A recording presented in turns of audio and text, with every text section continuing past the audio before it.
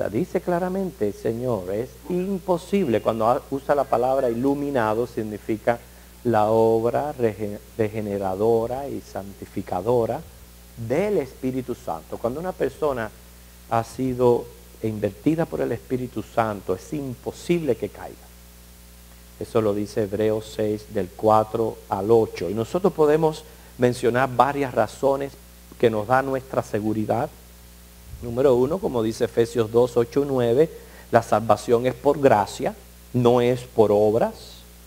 Juan 1, 12 al 13, dice que somos regenerados por el Espíritu Santo. O sea, nacemos del Espíritu por voluntad de Dios. Efesios 1, 13 al 14 afirma que somos sellados por el Espíritu Santo para una herencia incorruptible. Primera de Pedro 1, 3 al 5, que somos guardados por su poder. Y primera de Juan 5, del 11 al 12, dice tener al Hijo es tener la vida eterna. Simplemente varios versículos que afirman nuestra salvación en Cristo. Ahora, en las congregaciones habrán quienes aparentarán una verdadera conversión y no necesariamente son salvos. El Señor Jesús en Mateo 7, del 21 al 23, lo dice muy claro. Muchos me van a decir, Señor, Señor.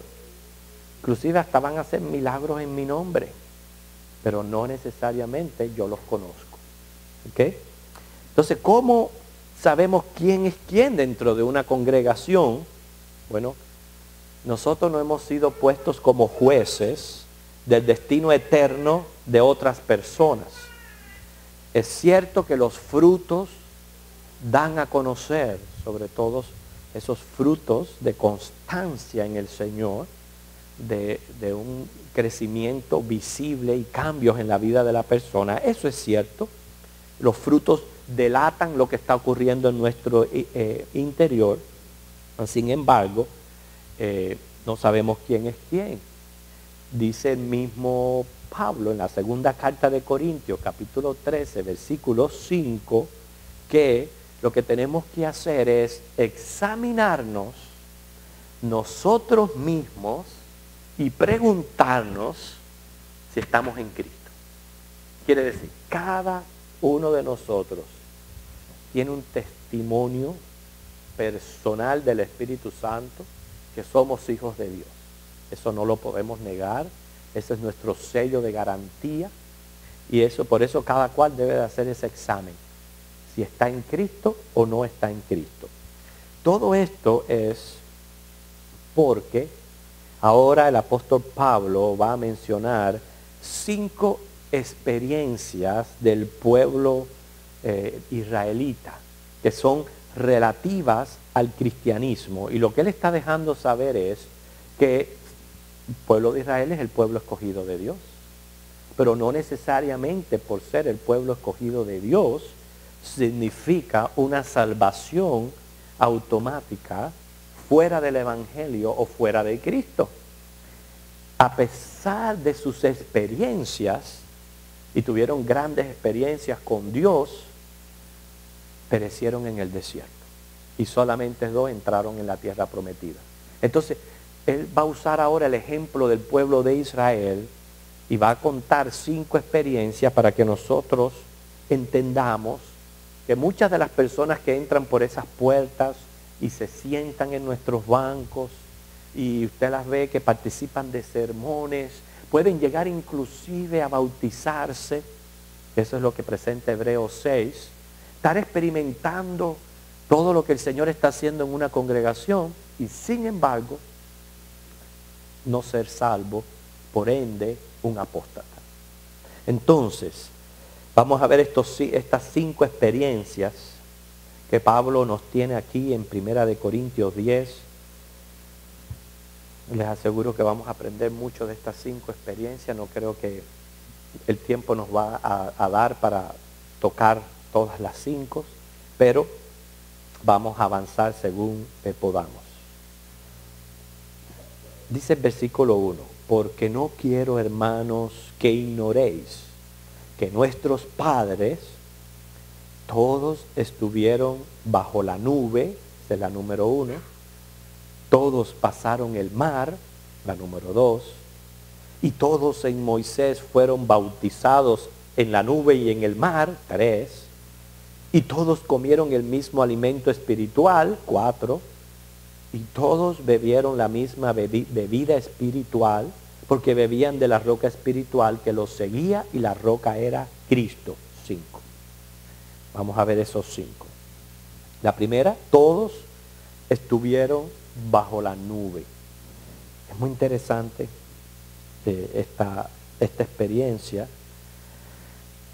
porque a veces nos imaginamos, y muchos artistas han podido ilustrar lo que era la organización del campamento del pueblo de Israel en el desierto, y muchos, posiblemente la semana que viene voy a traer un ejemplo ya que estamos en esto, y se imaginan la columna de fuego y la nube que los cubría,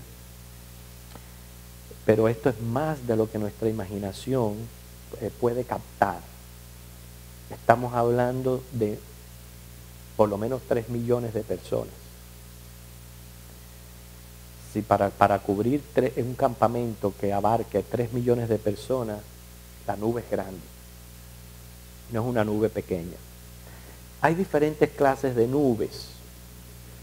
Están los altoestratos, altocúmulos, cirroestratos, cirrocúmulos, cumulonimbos, cúmulos, extracúmulos, estratos, nivoestratos. O sea, todos esos tipos de nubes. Las nubes se forman cuando el calor del sol transforma el agua en vapor, y este vapor es absorbido dentro de la atmósfera, y así puede permanecer por horas y días. Si la cantidad de vapor en el aire aumenta más allá de cierto punto, y si el aire se enfría, el vapor de agua se condensa en goticas de agua que, reunidas por millones, forman una masa blanca flotante. Entonces usted puede ir en un avión y atravesar una nube perfectamente, porque es simplemente la acumulación de todo este vapor. Los nimbos son las nubes de precipitación lluviosa, y según los pies de altura se forman las nubes. Por ejemplo, a los 6,000 metros se forman los cirrocúmulos y los cirroestratos. Entre los 2,000 y los 6,000 metros se forman los altocúmulos y los altoestratos.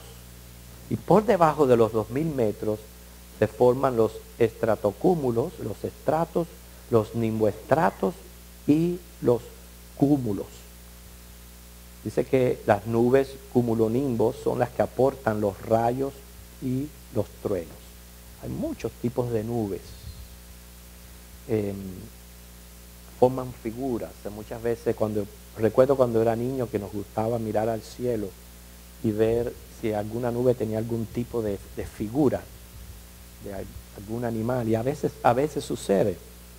Pero de la nube que estamos hablando aquí, tiene que ser una nube especial, una nube extraordinaria en su tamaño, en su abarcadura, en su forma, en su figura, sobre todo permanente. El caso es que era una nube tal que el pueblo la identificaba como una manifestación de Dios.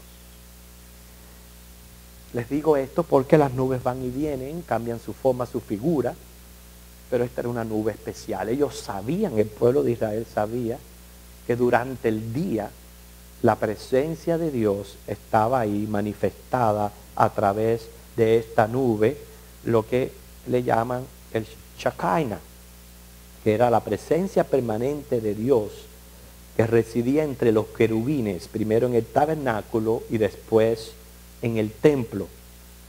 Y se manifestaba en una columna de nube de día y de apariencia de fuego durante la noche. Miren lo que dice Éxodo 13. O sea que lo que Pablo nos está diciendo aquí en Corintios, lo relata Moisés en su experiencia ahí en Éxodo capítulo 13, versículo 21 y 22.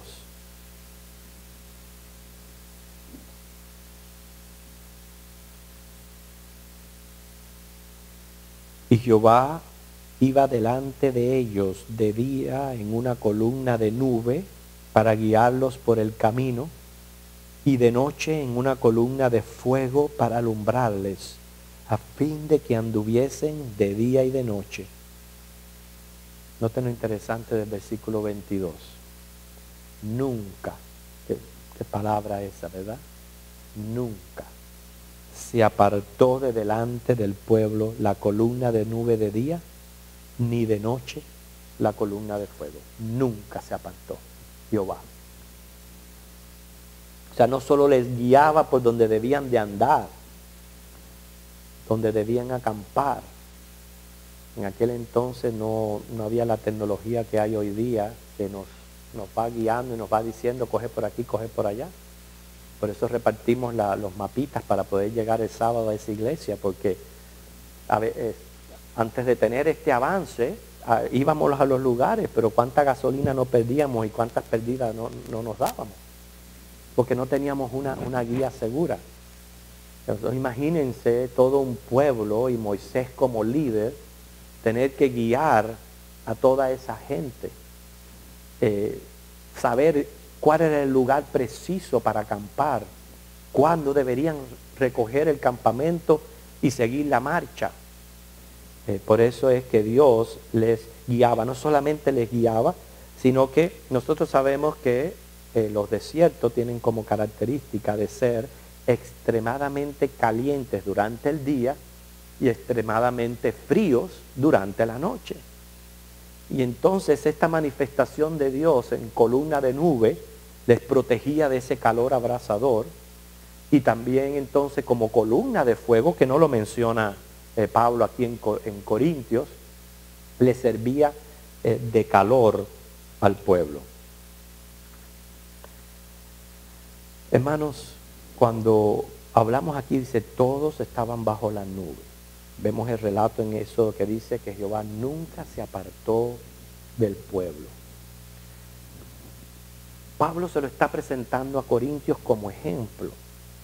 ¿Okay? Eran gentiles como nosotros, pero nosotros también como gentiles tenemos promesas similares de parte del mismo Dios que estaba allí presente en medio del campamento israelita.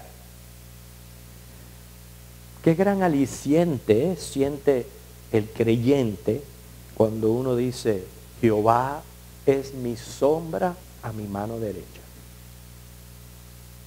Mi sombra a mi mano derecha. El sol no me fatigará de día, ni la luna de noche, ¿verdad? El Salmo 121 del 5 al 6.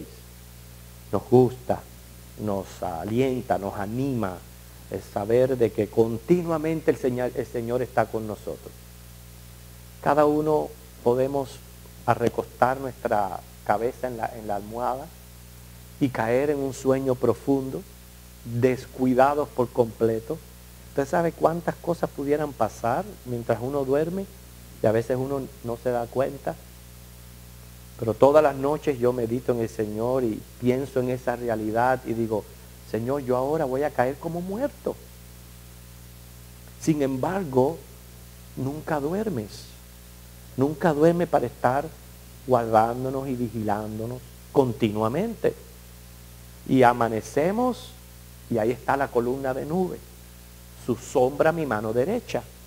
Sombra la nube. Es nuestra misma protección. Igual que aquella nube era una nube extraordinaria, una nube que dejaba saber que esa era una manifestación divina, un Shekinah. Hermano, en nuestra vida van ocurriendo situaciones y experiencias que nos van dejando saber que Dios está con nosotros y no nos deja duda de que así es. Estamos en nuestro diario vivir, en lo cotidiano, las cosas van sucediendo, pensamos que es lo normal, pero de buena a primera sucede algo que uno dice, gracias Señor, quizás que te previno de un accidente, o te dijo, coge por aquí en vez de ir por allá. Y cosas suceden extraordinarias fuera de la rutina que me dejan saber a mí como creyente que Dios está conmigo y que Él no nos deja nunca, nunca. Fíjense la palabra esa que dice ahí Éxodo, nunca nos deja. Sin embargo, a pesar de que Dios está con nosotros, por nosotros, ¿cuántas veces nos sentimos desamparados o nos sentimos solos o caemos en una depresión psicológica por esta razón, por aquella razón? Y yo pienso que eso sucede en nuestras vidas, lo cual no quiero en ningún momento hacer ninguna crítica a los que sufren tales situaciones o a los que sufrimos tales situaciones, porque en cierto momento en nuestra vida tenemos nuestras bajas y altas. Eso es debido a nuestra pecaminosidad y a nuestro sentir que a veces nos desespera. Pero a pesar de eso que ocurre en nuestras vidas, Dios está ahí. Lo reconozcamos o no, Dios está ahí con nosotros. Nos está ayudando, nos está levantando, sobre todo nos está protegiendo y guardándonos para que nosotros podamos seguir en adelante. ¿Qué significan para usted las palabras del Señor Jesús en Mateo 28:20? Y he aquí yo estoy con vosotros todos los días hasta el fin del mundo. Esa es la columna de nube que nunca se aparta de nosotros. Mi sombra, mi mano derecha. Entonces, no tengo por qué caer yo en desesperación y en desconfianza sabiendo de que tengo esta gran promesa de Dios. Ahora, volviendo al ejemplo de Israel, porque no podemos desviarnos del tema del que está presentando Pablo sobre la apostasía. Lo que él está tratando de implicar aquí es que a pesar de que el pueblo de Israel experimentaron todos los días de los 40 años en el desierto una nube especial. Por eso les mencioné al principio del estudio los tipos de nubes que hay y cómo varían y cómo se forman y se desforman y caen. Pero sin embargo esta nube era perenne y tenía la misma forma. Pero a pesar de eso, o sea, de tener algo visible, fue un pueblo rebelde, contradictor y lo más triste que de todo, murmurador contra Dios. Murmurador. Pero esa no fue la única experiencia que ellos pasaron, no fue la nube nada más.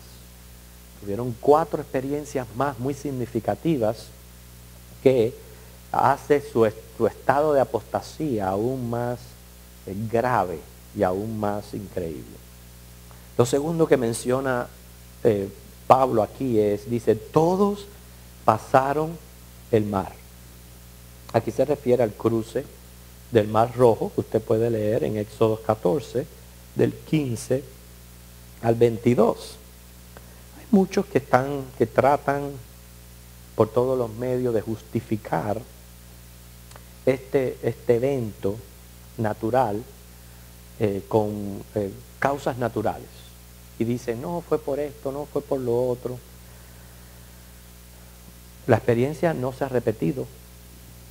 Se repitió en el río Jordán, pero después de esas 2 experiencias que tuvo el pueblo de Israel, jamás la naturaleza, vamos a decir que fue la naturaleza la que provocó este milagro natural, nunca más se ha repetido. Jamás se ha visto que un mar se había abierto de par en par, en un solo momento, en un instante. Ahora, piensen nada más de que usted sea un israelita que estuvo en aquel momento allí. Verse completamente acorralado, porque así como hace Dios las cosas en nuestra vida, porque Si todo en nuestra vida fuera así, ya todo estuviera lindo y abierto y todo, pues entonces ¿cómo nosotros vamos a cultivar un sentir de aprecio y agradecimiento a Dios si las cosas las tomamos de balde? Eso hacen los niños malcriados. Cuando usted malcría a sus hijos y los deja hacer todo lo que quieran y le da todo lo que quieran, pues ellos se acostumbran a que la vida es así, y cuando viene el primer tropezón, les da bien duro. Porque como padre usted no ayudó a su hijo a enfrentarse a la realidad de la vida. Si Dios fuera así con nosotros, de que todo estuviera lindo y abierto, la vida fuera un poquito más difícil. Sin embargo, el pueblo de Israel se vio acorralado por completo. Estamos hablando millones de personas, niños, ancianos, iban cargados de cosas, porque dice que Dios puso en el corazón de Egipto, los egipcios, que les dieran las cosas. Así que se fueron cargados, tremenda mudada, en bueyes, en caballos, en carreta, en lo que pudieran. Y de buenas a primeras se vean acorralados con montañas, el mar y un ejército atrás, que venía prácticamente a eliminarlos. No fue una situación muy fácil. Lo mismo que ocurrió con el Mar Rojo ocurrió después con el río Jordán. Dios no hizo el milagro hasta que no fue el momento preciso y necesario que lo declarara no un evento natural, sino una obra extraordinaria y milagrosa de parte de Dios, que eso es lo que hace un milagro. Un milagro es cuando no tiene respuesta humana, cuando no tiene explicación. Es un fenómeno que no puede explicarse por las fuerzas naturales.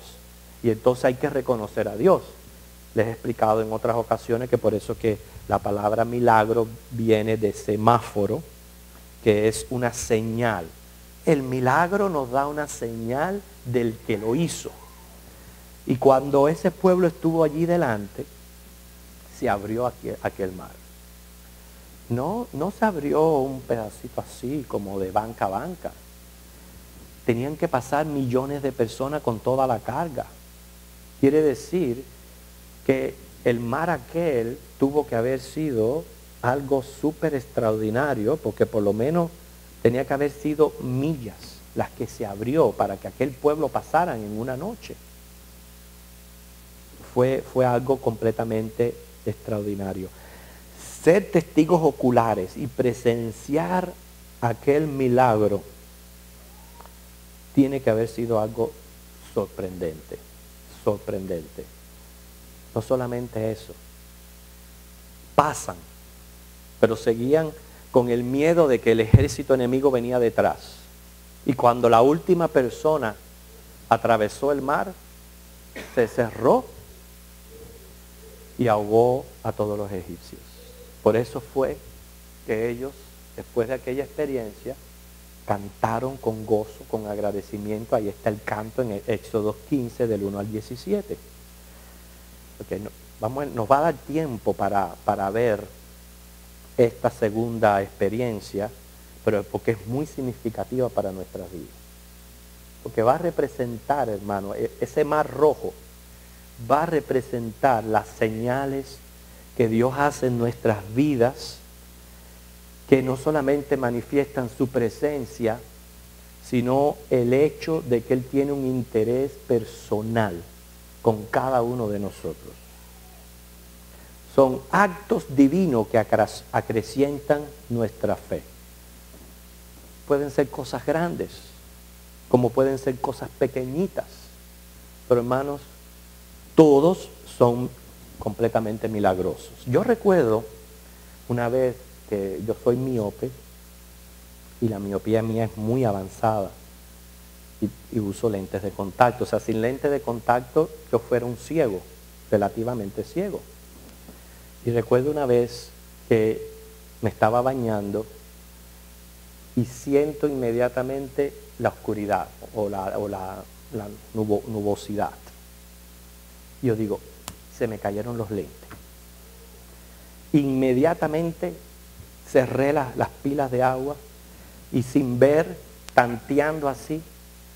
¿Usted sabe dónde estaban los lentes? Pegados a la orilla del tragadero. Para muchos puede ser una cosa pequeña. Para mí es un milagro de Dios. Que un agua corriendo, mojado, una cosa que es una membrana tan sencilla, esa agua lo hubiera podido tragar. No solamente era tragarlo, para mí representaba después tenerlos que comprar.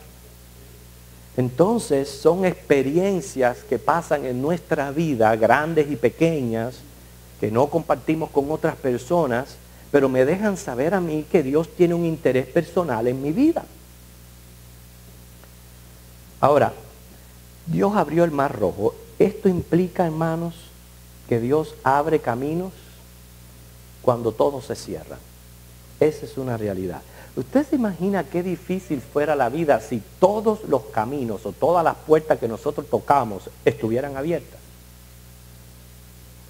Si todas estuvieran abiertas, ahí yo tendría el problema entonces de comenzar a elegir cuál de ellas es más conveniente y cuál, por dónde yo tengo que entrar y seguir.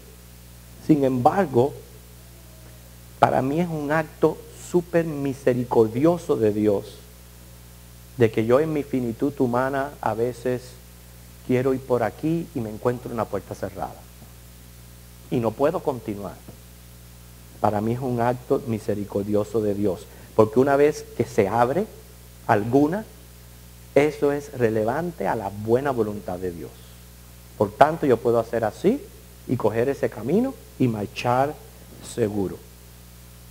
Por eso es que tenemos, hermanos, también la promesa de Dios que dice, Él hollará a nuestros enemigos. Salmo 44, 5, Salmo 60, 12. Entonces estas dos cosas están representando aquí el mar abierto. No solo cómo Dios abre puertas para nosotros, sino que igual que el mar se tragó a los enemigos, dice el salmista, Él hollará a aquellos que nos hacen la guerra. Hollar significa pisar, humillar. Fíjense, humillar. Aquel que va bien en contra de un hijo de Dios podrá prevalecer por un poco de tiempo, pero tarde o temprano cae humillado por Dios.